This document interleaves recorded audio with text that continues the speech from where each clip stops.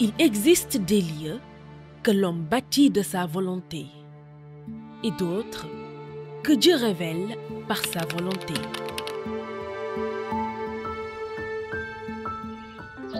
Sur cette falaise de Wakam, face à l'Atlantique, un homme a reçu une injonction qui n'était pas de ce monde. Son nom, Seyni Gueye, mais pour les initiés, pour ceux qui savent, il est Sangbi. Il n'était ni architecte, ni savant, il n'était pas riche, mais il portait en lui un appel, plus profond que la pierre, plus vaste que la mer.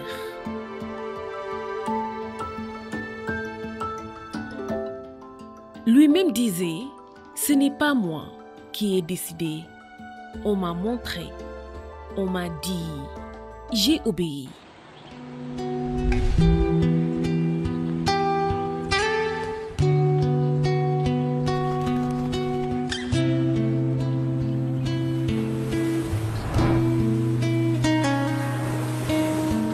Ce qu'il portait ne se disait pas avec des mots, il se transmettait par la présence, par la lumière, par la constance. Pour certains, il était un homme de prière, pour d'autres, un mystique. Mais pour ceux qui l'ont vraiment connu, il était un canal, un serviteur entièrement consacré à une mission qu'il n'avait pas choisie, mais qu'il a assumée jusqu'au bout. Sangbi ne demandait rien. Il ne s'imposait pas, mais autour de lui, les cœurs changeaient. Les consciences s'éveillaient. La foi grandissait, comme une eau qu'on ne voit pas monter, et qui pourtant irrigue tout.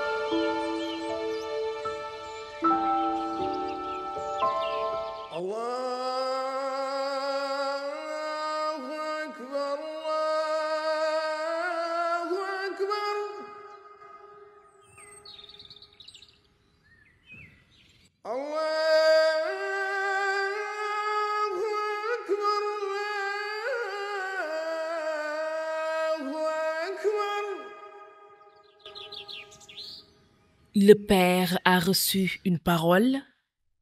le Fils lui marche dans ses pas, avec le poids sacré de la continuité.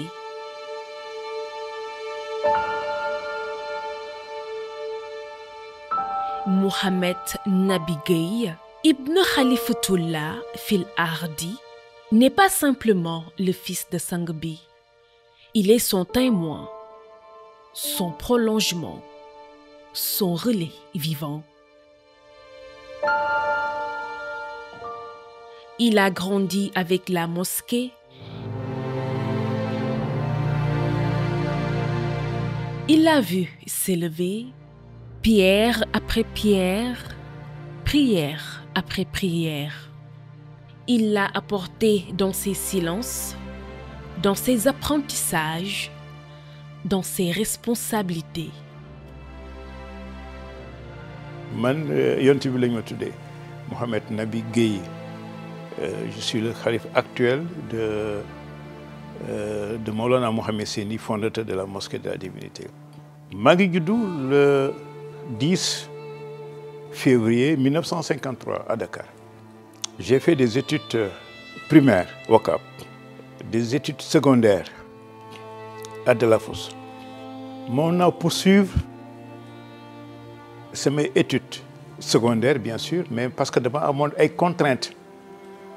moo taxoon me choisir le cycle le plus lourd, le plus court. moo taxoon ma choisir le cycle le plus court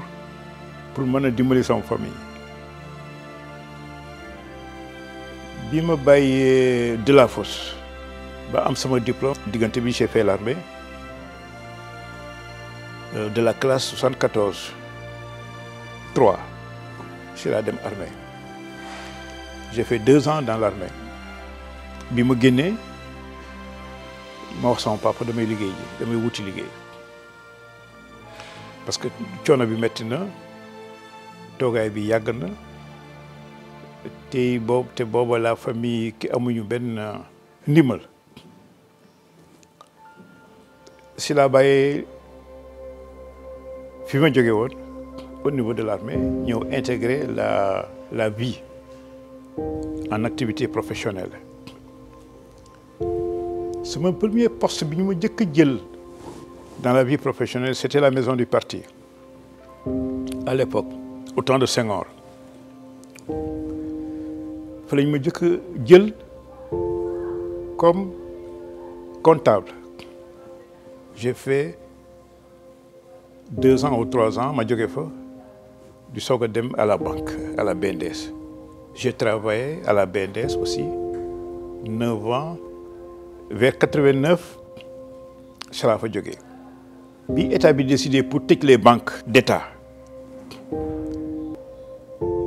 jaar naa aussi bi ma jógee banque jaar naa aussi si benn service de la mairie de Dakar à l'époque.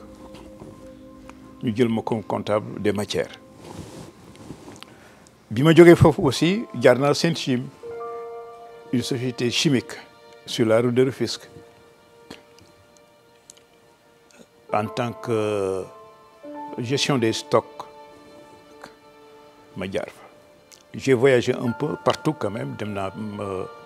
en Arabie Saoudite, pour parfaire aussi mes études islamiques. J'ai aussi en Tunisie, parce que le Wolof Njaay di wax ne doomu mbër de jàngi bëre xaj na jamono dina ñëw aussi moo am ay responsabilités ma ne kon du ma toog aussi damay jàngi ji donc loolu moo tax yooyu yëpp ma jaar fi di soog a ñëw toog à côté de mon père pour jàppale ko dans sa mission en tant que chef religieux bi mu décédé en 2007 boobu ba léegi aussi maa ngi sama 18e année de Khalifa.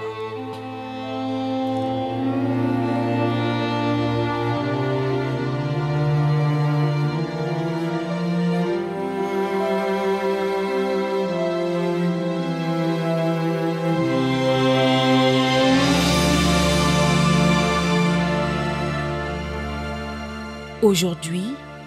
il est imam, khalife, mais surtout gardien d'un héritage, celui d'un homme à qui Dieu a parlé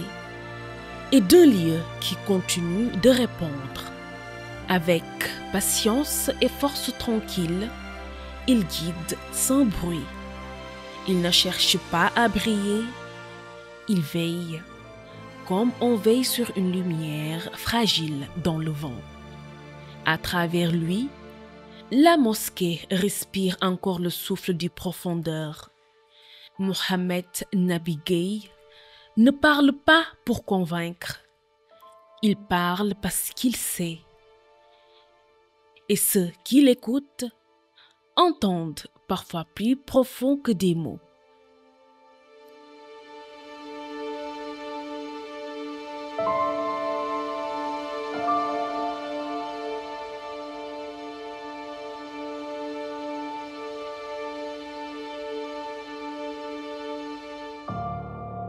Son papa mu ngi wàcc liggéey au Maroc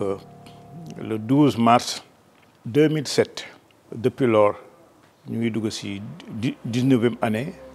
voire 18e année 2025 boobalee maa ngi ci xilaafa gi. yaakaar naa ne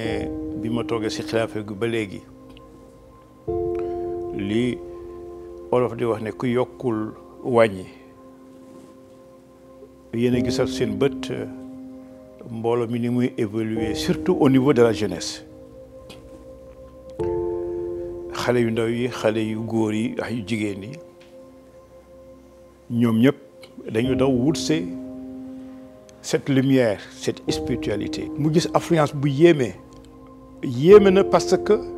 nit ñi suñuy dem yàlla mooy di guider mooy wax dem leen parce que spiritualité bi ngay dund daf lay génne si lëndëm. C'est ça la force mystique de la spiritualité. Baatinan day agir ci xol yi xol yooyu agir nag maintenant moo tax ñëpp di daw di uyu ji léegi oote boobu parce que spiritualité ngay dund en lumière. sentir bi nga koy sentir soo tiimee mosquée bi tu te poses la question ne fii am na lu fi am nga jaar ci avion bi bu njëkk ba boobu l'aéroport était ici ba suñu rombee mosquée Divinité da ngay sentir ces lumières en voiture noonu en bateau aussi noonu tu as l'impression que cette mosquée mu ngi tegu ci kaw géej gi.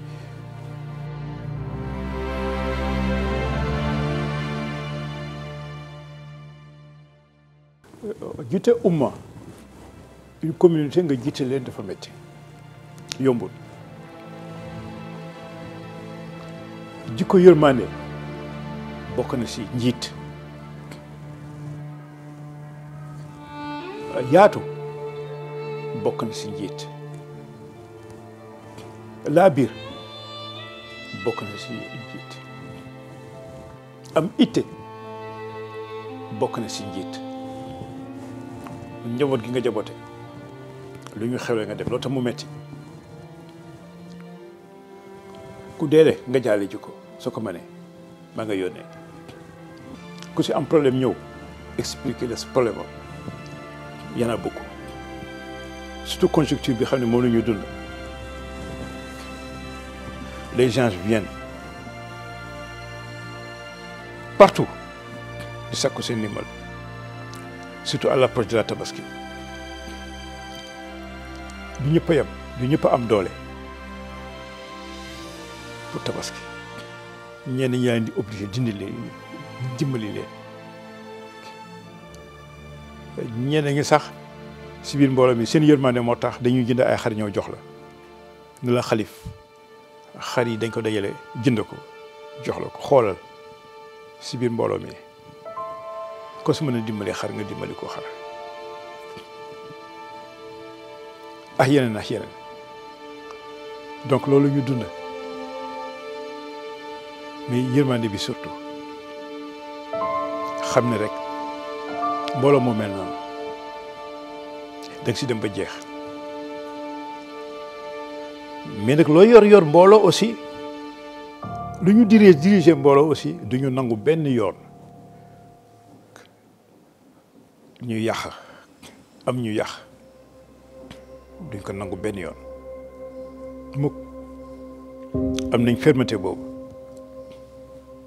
parce que dafa dañu am mission am na aussi ay système de tolérance parce que sang bi si boppam mas na ko wax bii muy dund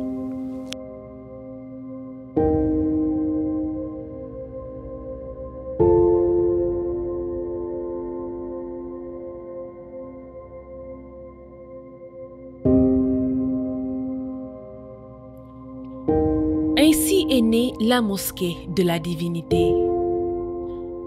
Non pas d'un plan d'architecte, mais d'un appel venu d'ailleurs. Une injonction silencieuse descendue dans le cœur d'un homme et portée par des mains croyantes. Ce lieu n'est pas seulement un édifice de pierre, c'est une mémoire vivante. Un souffle sacré qui traverse le temps. Aujourd'hui encore, cette lumière continue de brûler, portée par un fils, témoin et veilleur d'un héritage venu du ciel.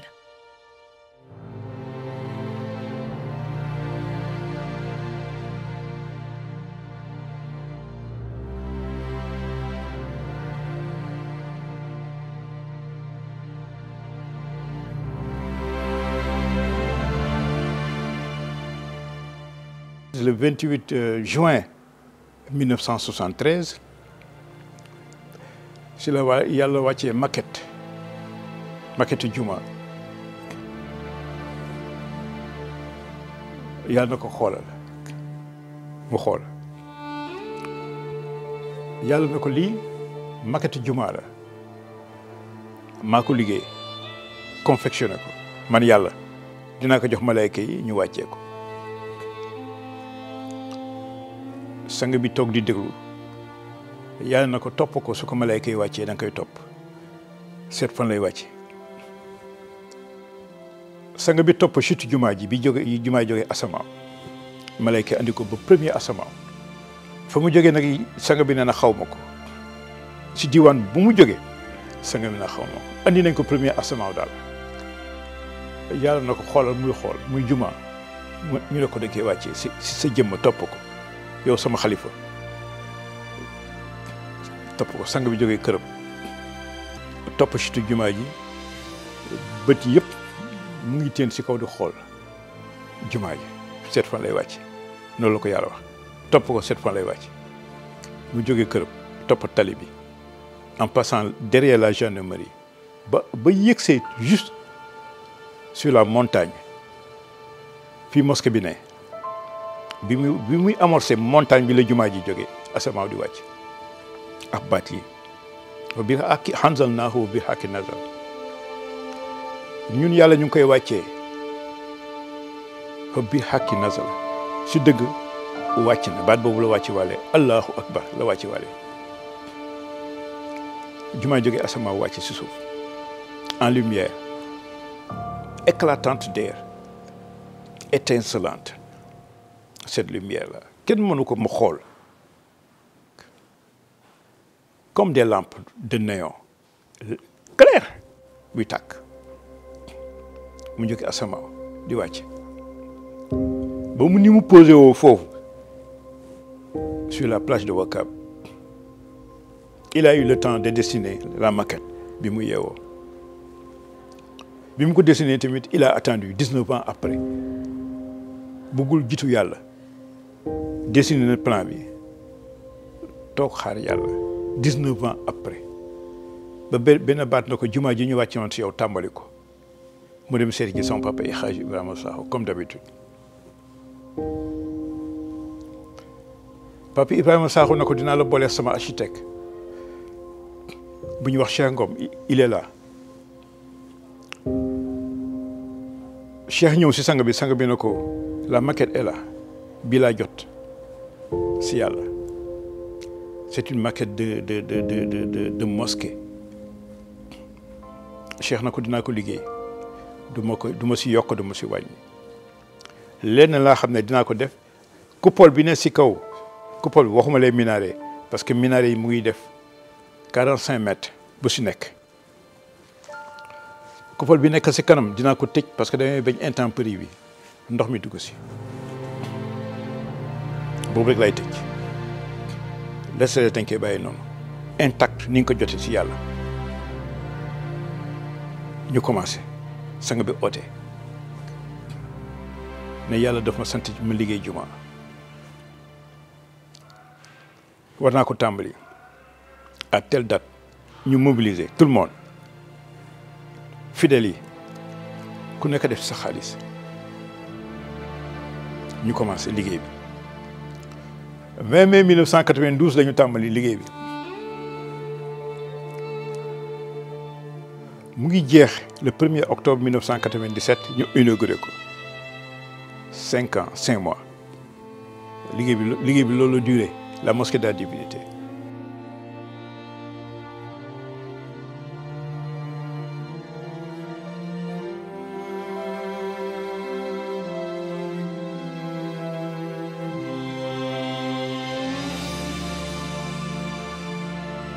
C'est un point stratégique bu yàlla tànn sang bi tànn ko yàlla moo tànn foofu bañ koy liggéey yàlla jël na disposition yëpp je pèse mes mots jël na disposition yëpp pour que jumaa ji bañ a am benn gàllankoor benn contrainte amu ko parce que ko xam Ouakam xam ne côté boobu c'est une zone rocheuse en montagne mais si biir liggéey bi tasew ñu fa ak xeer bu ñu jaaxal beneen phénomène bi mooy dañ doon liggéey en période de pluie te taw bi yàqu si dara dee yi ñu gasoon tey pour jumaa ji taw bi su ñëwee day dévier lu koy dévier ñun xamuñu ko wante ndox mi du dugg si kan yi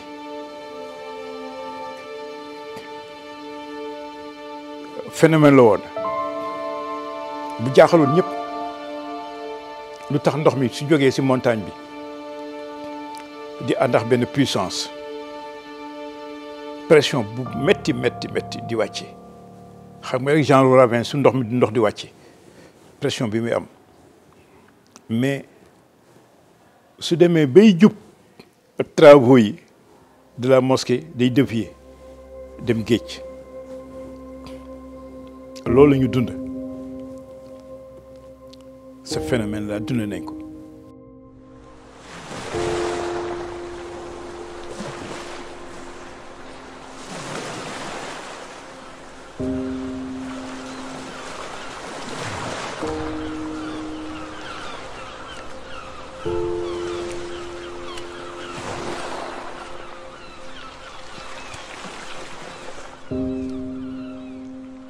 Entre les deux minarets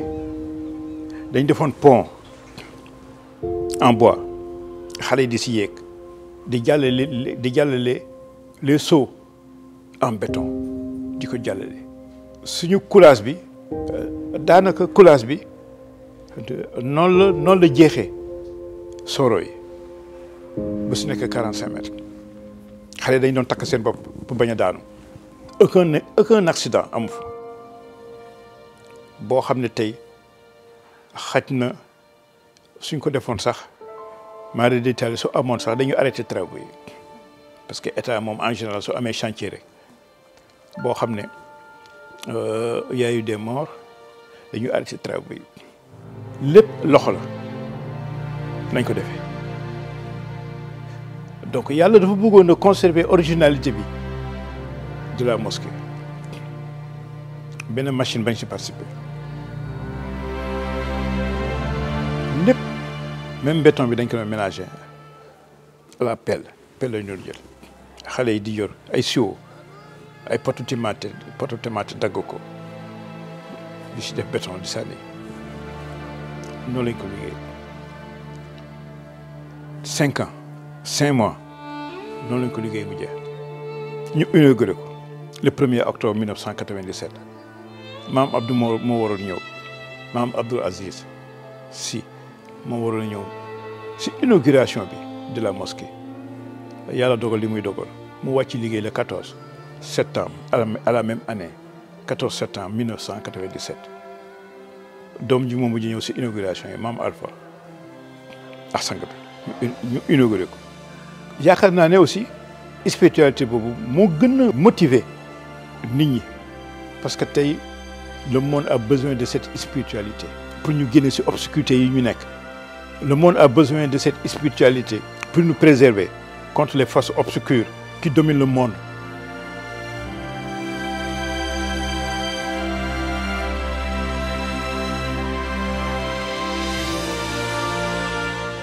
Mais l'histoire ne fait que commencer,